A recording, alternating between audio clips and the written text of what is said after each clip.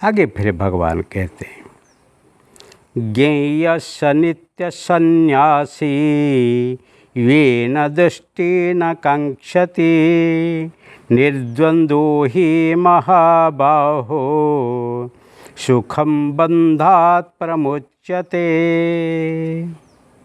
बहुत सुंदर बात है।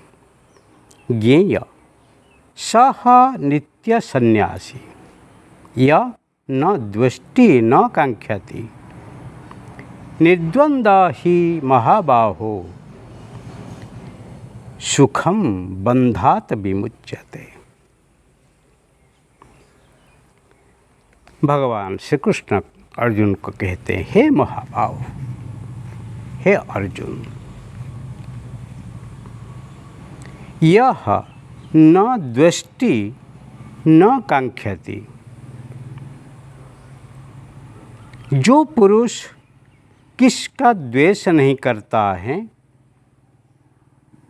और किसकी भी आकांक्षा न करता है, सह वह निष्काम कर्मयोगी नित्य सन्यासी सदा सन्यासी ही ज्ञेय समझ योग्य है। उसको जानना, क्योंकि निर्द्वंद्व सुखम बंधात विमुच्यते। राग दोषादि द्वंद्व से ही रहित हुआ पुरुष सुख पूर्वक संसार रूप बंधन से ही मुक्त हो जाता है। ऐसे कर्म करो जो कर्म आपको कर्म बंधन में संसार में नहीं डाला देता है। संसार रूपक बंधन से जो मुक्त है वो ही सुखी लोग है। इसीलिए नित्य संन्यास ज्ञेय सदा सन्यासी ही समझने योग्य है। किसको? न द्वेष्टि न कांक्षति, यह जो किसी से ही द्वेष नहीं करता है। किसी की प्रगति, द्वेष करने का मतलब किसी की प्रगति देखने से जो ही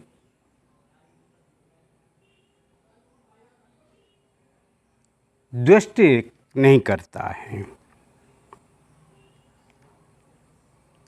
और दोष दृष्टि जो करता है वो ही द्वेषा करता है। न कांक्षति, किसी की आशा नहीं करता है कि किसी को कोई भी कुछ देता है, कुछ लेने के चाहता है। मन से किसी से द्वेषा नहीं है और किसी से आशा भी नहीं है। ऐसे जो है वो ही नित्य सन्यासी है। सदा के लिए वो ही सन्यासी है। यहाँ पर भगवा कपड़ा पहनने वाला या सफ़ेद कपड़ा पहनने वाला या पैंट शर्ट रहने वाला, वो उनकी बात नहीं है। रंग ढंग ढोंग ये सब अलग हो सकता है, बहिरंग साधना है, पर यहाँ अंतरंग साधना की बात भगवान करते हैं। जिसके मन में कोई दृष्टि नहीं है और कोई आकांक्षा नहीं है, कोई अपेक्षा नहीं है, वही सन्यासी है। मतलब जिसका मन पवित्र है, जिसकी बुद्धि शुद्ध है, वो ही राग और द्वेष आसक्ति और ईर्ष्या,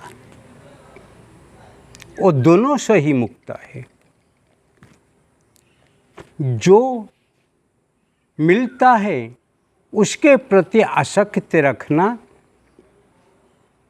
और जो मिलता नहीं है उसका प्रति द्वेष रखना वो भाव नहीं है। सदा सम भावम यह, सदा समभाव में जो रहता है,